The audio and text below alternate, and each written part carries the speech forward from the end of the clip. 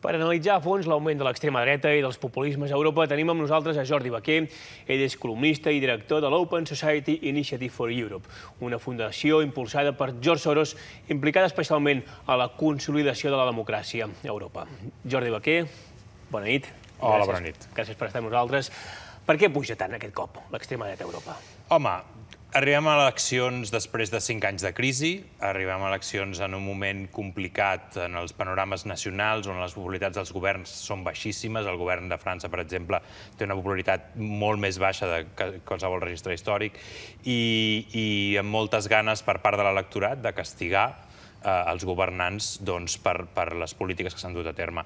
I jo diria que l'extrema dreta ha sigut més oportunista, ha sigut més bona a l'hora d'aprofitar aquesta oportunitat de pescar en aigües una mica remogudes. Perquè és un vot, per tant, de protesta, més que un vot ideològic. És sobretot un vot contra la manera de fer política i contra les elits en molts països, tant polítiques com econòmiques. És interessant veure que l'extrema dreta, de fet, presenta uns programes econòmics que són molt menys de dretes que els de la dreta tradicional, perquè, de fet, el que estan intentant és presentar-se com el partit de l'home comú, el partit de la persona del carrer. A l'extrema dreta també hem vist que s'ha modernitzat, és a dir, ja no veiem, excepte en alguns casos, manifestacions amb símbols feixistes, paramilitars. És una extrema dreta molt més moderna. Sí, i a més, en alguns llocs molt conscientment. Marine Le Pen, per exemple, està fent un esforç molt gran per demostrar que ella no és el seu pare, que el nou partit és un partit molt més modern, molt més adequat als temps, i en alguns casos ve de l'experiència, per exemple, de partits com el British National Party, que ha fracassat per aquesta imatge radical. Qui l'ha substituït és UKIP, és un partit que ha sabut molt més presentar aquesta imatge no de moderació, de radicalitat, però de no extremisme, que és diferent la radicalitat de l'extremisme. Creus que aquest augment és un augment puntual, fruit de la crisi, o està aquí per quedar-se? El que està passant és que ha pujat l'extrema dreta en molts països alhora. L'extrema dreta havia pujat a molts d'aquests països abans.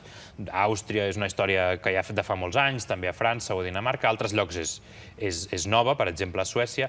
El que sí que és nou és que pugi tots els països alhora.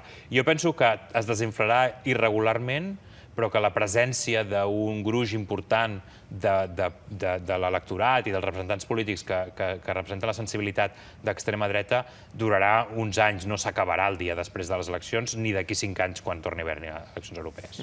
I es parla també que hi ha una correlació o no entre crisi i augment d'extrema dreta. Els països que més pateixen la crisi és l'augment de l'extrema dreta. És cert, això?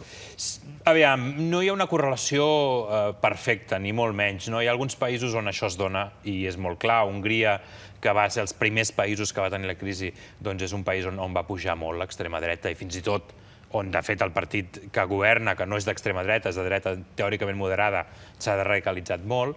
A Grècia també ha passat això, però també ha passat el contrari, que en països on quasi no hi ha hagut crisi, per exemple, Holanda, per exemple, Àustria, que té l'atur més baix de la Unió Europea, en canvi han tingut resultats magnífics, l'extrema dreta.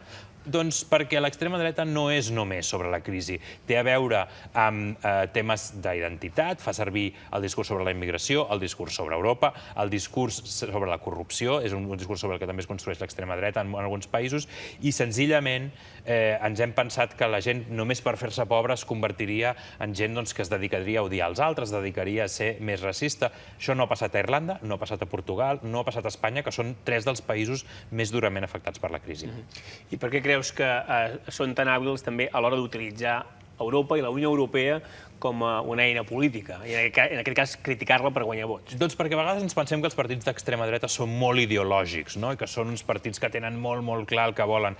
I jo crec que si una cosa caracteritza a molts d'aquests partits és precisament que són molt oportunistes i que busquen en cada moment la seva possibilitat de créixer. Per exemple, a Holanda, l'extrema dreta comença a créixer a partir de l'islam i d'alimentar la por a l'islam, amb els atemptats de l'11 de setembre del 2001, amb els els assassinats de Theo van Gogh, de Pim Fortuyn, però després es mou cap al tema dels gitanos i dels immigrants d'Europa de l'Est, i ara es mou cap al tema europeu, i se'n mourà cap a un altre perquè són partits amb molt poca, diguem-ne, base ideològica. El que hi ha són bastant gent oportunista, populista, que diu el que la gent vol sentir fins a un cert nivell, i jo crec que, a més, són partits que tenen molt poca serietat en el sentit d'un projecte alternatiu per presentar. I si avui el que em dona vots és parlar malament de l'euro, doncs això és el que faré.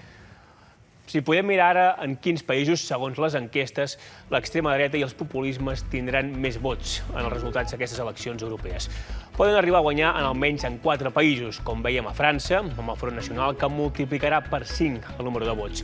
Al Regne Unit, el partit anti-Unió Europea i anti-immigració, el UKIP, superarà els laboristes i els conservadors. A Dinamarca, el partit del poble danès podria quedar també en primer lloc, i el mateix podria passar als Països Baixos amb el Partit de la Llibertat. Després, hi ha fins a 5 països més on quedaran l'extrema dreta segon o tindrà resultats destacables, començant per Àustria, on fins i tot podria guanyar, a Finlàndia, on quedarà tercera. A Grècia, els neonazis d'Alba Daurada no passaran del 8 o el 10%. I atenció, perquè tant a Hongria com a Lituània, els partits d'extrema dreta, que són especialment radicals, serien, segons els sondejos, la segona força del país. Si fem una translació, amb escons això vol dir que aconseguirien més de 70 diputats a Estrasburg, gairebé el doble del 2009. I si sumem altres partits populistes i euroscèptics, superarien el centenar d'eurodiputats. Jordi, és una xifra important, una xifra històrica, però no deixen de ser uns quants diputats que no són ni molt menys una majoria important.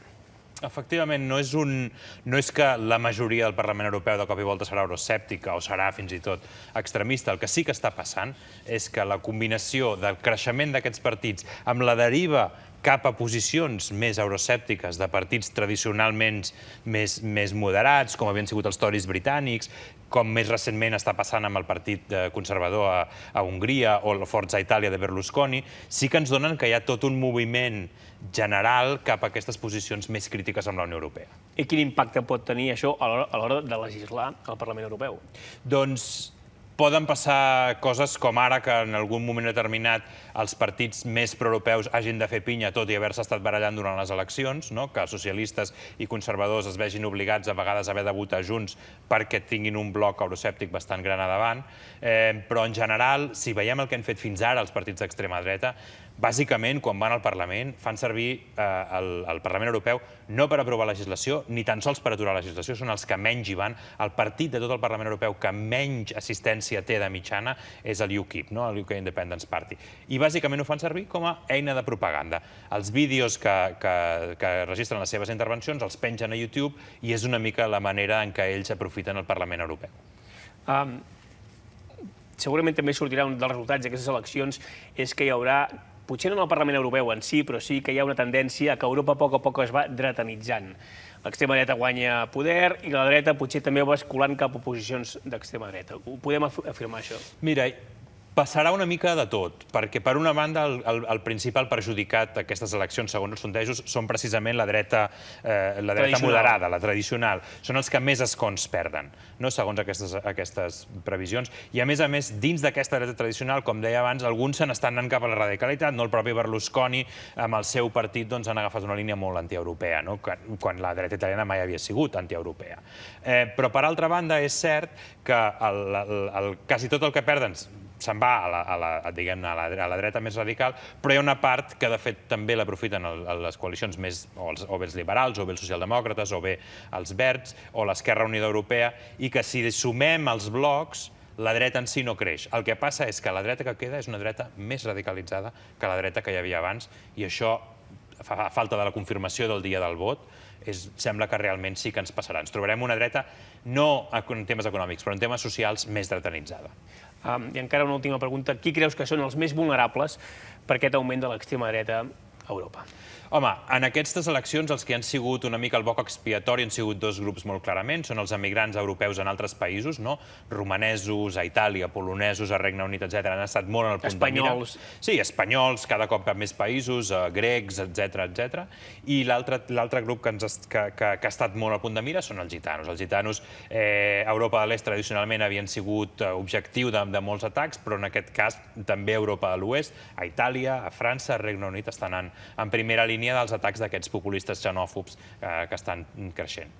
Per què creus que ataquen els gitanos? Home, els gitanos tenen la debilitat, diguem-ne, estructural de, tot i ser la minoria més gran de la Unió Europea, estar molt mal organitzats políticament i, per tant, surt bastant gratis atacar-los perquè després no han tingut la capacitat d'organitzar-se i votar en contra, però, a més, hi ha una situació a França, a Regne Unit i a Itàlia de boc expiatori, de situacions de crisi, situacions complicades pel país, i alguns polítics populistes han trobat una manera de treure's de sobre el mort i de culpabilitzar, en aquest cas, una població que acaba d'arribar, però que també en tots tres països havia existit tradicionalment. La població gitana no és nova ni a França, ni a Itàlia, ni a Anglaterra, i el que està fent és ressorgir una discriminació que hi és des de sempre, des de fa centenars d'anys. Perfecte.